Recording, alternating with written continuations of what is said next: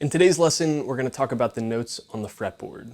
By now you should have a pretty solid understanding of the open strings, E, A, D, G, B, and E, from the lowest to the highest. Next, you're going to need to have an understanding of intervals.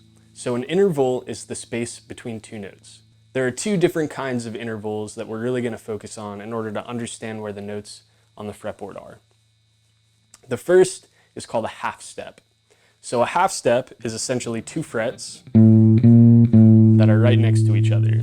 So if you're on the 5th fret, the 5th fret up to the 6th fret is going to be a half step. If you're on an open string, the open string up to the 1st fret is going to be a half step. Now the other interval is called a whole step. So whole steps are 2 frets apart. So from the 5th fret, it would look like 5 up to 7. Or from the open string, it would look like open to 2. So now that we have an understanding of intervals, let's talk about the musical alphabet. So when we lay out all the notes in the musical alphabet, A, B, C, D, E, F, and G, we're going to focus on 2 pairs of notes. The first one being B and C, and the other being E and F. So all the notes in the musical alphabet are a whole step away except for B and C and E and F. This isn't really easy to see on the guitar, but it's pretty easy to see on the piano. So when you look at the piano, you'll see 2 pairs of white notes that aren't separated by a black key. The first one being B to C, and the second being E to F. So let's take that and let's apply it to the guitar.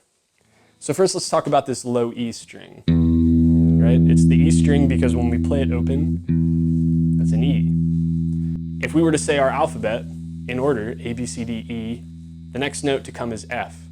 Now we just said that E to F are only a half step apart, so E would be the open string, F would be the 1st fret. Now F to G is a whole step, so F, G, G to A is a whole step, A to B is a whole step. Now remember we also said B to C is a half step. Now C to D is a whole step. And D back up to E is another whole step.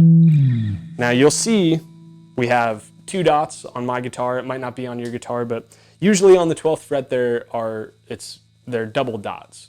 So the double dots signify that we are at the 12th fret. So what's special about the double dots is when you play the note on that fret, it's an octave up from the note on the open string.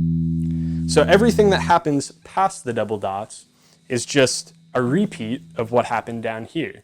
So the 12th fret is like the open string. The 13th fret is like the 1st fret. The 15th fret is like the 3rd fret. Now let's take a look at the A string.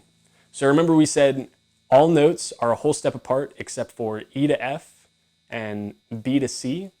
So on our E string, we did open 1st fret, but that's not going to be the case for the A string because A to B is a whole step. So A, B to C is a half step, C to D is a whole step, D to E is a whole step, E to F is a half step, F to G is a whole step, and G back to A is another whole step. And again, we're on the 12th fret, which is the octave of the open string. So now that we talked about all the natural notes, let's talk about what's in between. So let's go back to our E string. We have E to F. There's nothing between E and F. But from F to G, because that's a whole step apart, we have a note in between them. So we call these, so this note has 2 different names. One is F sharp, and the other would be G flat.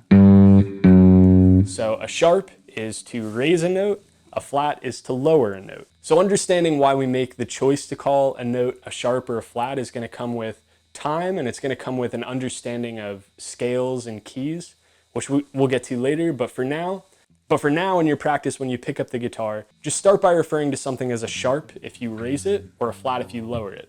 So if we go through all the natural notes, our way up we'll call it a sharp, and on the way back down we'll call it a flat. So E, F, F sharp, G, G sharp, A sharp, B, is no B sharp because C is right next to it. Then we have C sharp, D, D sharp, and E. But on our way back down, we would say E, E flat, D, D flat, C. No C flat because B is right next to it. B flat, A flat, G, G flat, F, and no F flat because E is right next to it. Developing an instant recall of the location of any note on any string is something that takes guitarists a tremendous amount of time. If you go to Google or YouTube and you type in the phrase fretboard knowledge, I'm sure there will be thousands of results of people telling you 10 tips to unlocking the fretboard. For now, as a beginner, what I would recommend is just focus on the E and the A string. So there's two different ways you can do this. The first way is going to be to go through all the notes and say them as you play them. E, F, G, A, B, C, D, E. And there I just hit the natural notes. Usually if you can find the natural notes, the accidentals will come with time. And then go back down the string. E, D, C, B, A, G, F, E. So do that for both the E and the A string. The second thing I would recommend is find a song you like. Look up the chords and try to hit the root notes of the chords on the strings. So let's say the chord progression is G, D, E minor, C. That's a really common one. What you would do is you would play, first start on just the E string. G, D, E minor, C. And then try it all on the A string. G, D, E minor, C. And then try a combination of the strings. So G, D, E minor, C, or G, D, E minor, C. If you can practice those two things and really focus on the E and the A string, you're going to set yourself up for being able to understand theory and understand how to play power chords and bar chords. And that's really going to be the foundation of developing your fretboard knowledge.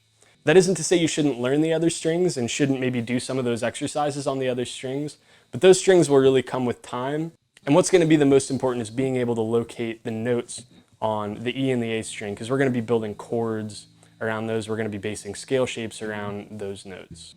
If you liked the video, be sure to give it a thumbs up. If you're interested in guitar-related theory, be sure to subscribe, as I'm hoping to make many more of these videos kind of breaking down what's happening on this. Thanks for sticking around.